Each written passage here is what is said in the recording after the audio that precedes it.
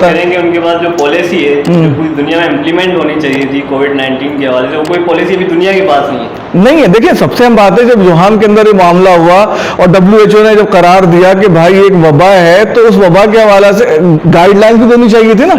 आपने तो गाइडलाइन दी नहीं।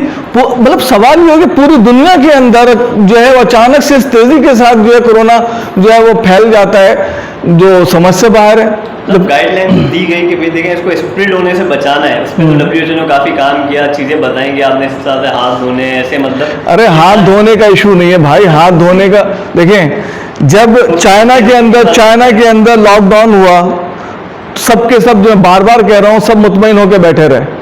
उसके बाद जब दुनिया से ज़ाहिर फ्लाइट, अगर आप ये कहते हैं कि चाइनीज कहीं गए वो लेकर गए, तो भाई चाइनीज आ रहे थे तो उनकी अपनी स्क्रीनिंग की, ठीक है। WHO ने क्यों नहीं फोन किया है, वो कहा कि हाँ भाई ये कोविड-19 का टेस्ट जो है वो शुरू करें।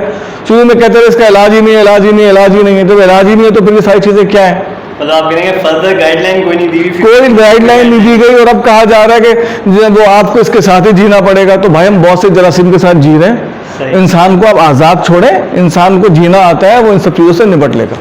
ठीक है। अच्छा डॉक्टर साहब, दूसरा क्वेश्चन ये है कि जो पाकिस्तान में अभी ऑफशोर कंपनीज के हवाले से कुछ मामला आते हैं, तो इसके बारे में कुछ बताएंगे हमें? देखिए ऑफशोर का जो मतलब जो भी मामला था, किस अंदाज से वो ड्रामा किया गया, और अंदाज़ा करें कि दुनिया की जो पॉलिटिक्स है, जो अब ग्लोबल पॉलिटिक्स कहलाती है, तो उसमें किस हद तक खेल होता है कि दुनिया के अंदर अचानक से ऑफशोर कंपनी का एक तमाशा लाया गया। उसके बाद मुख्तलिफ जगहों पे जो है वो मुख्तलिफ काम किए गए। सबसे ज़्यादा मुतासिर जो कि हुआ वो उसमें पाकिस्तान था, ठीक है जी।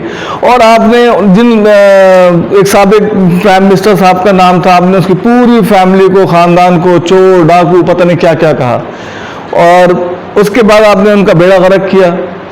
उनकी दौरों को इतने, बहरहाल इकॉनमी ग्रो कर रही थी, ऊपर जा रही थी, आपने चोर पता नहीं क्या क्या जुमले आपने कहे और उनका सत्यानाश कर दिया, पाकिस्तान नीचे की तरफ आ गया। अब आप उसी ऑफशोर कंपनीज को जायज करार देने जा रहे हैं। अच्छा, तो पहले जो अमल था आपका वो क्या था? या पहले गलत थे या अब गलत है? सही। तो मतलब कोई जस्टिफिकेशन ही नहीं है ना कि जो चाहे मर्जी करें। इसका मतलब ये है कि ये सब कुछ एक गेम है, एक प्लान है, उसके तहत हो रहा है। जिसको चाहो गिरा दो। अगर कोई पाकिस्तान में तरक्की के लिए काम कर रहा है तो उसको अंदाजा हो रहा है कि उसको साइड लाइन करना जो है वो शायद इंटरनेशनल एस्टेब्लिशमेंट का भी एक एजेंडा है।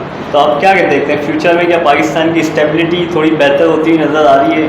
देखिए जब तक पाकिस्तान के अंदर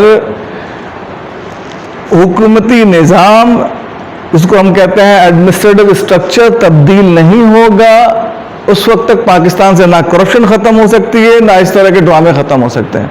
जब तक आप बराह रास्त इंतखाबात पर नहीं जाएंगे, पाकिस्तान में हकीकी तब्दीली मुमकिन ही नहीं है। बराह रास्त इंतखाबात में फिर आपके करप्शन के चांसेस जो है वो बहुत कम हो जाते हैं।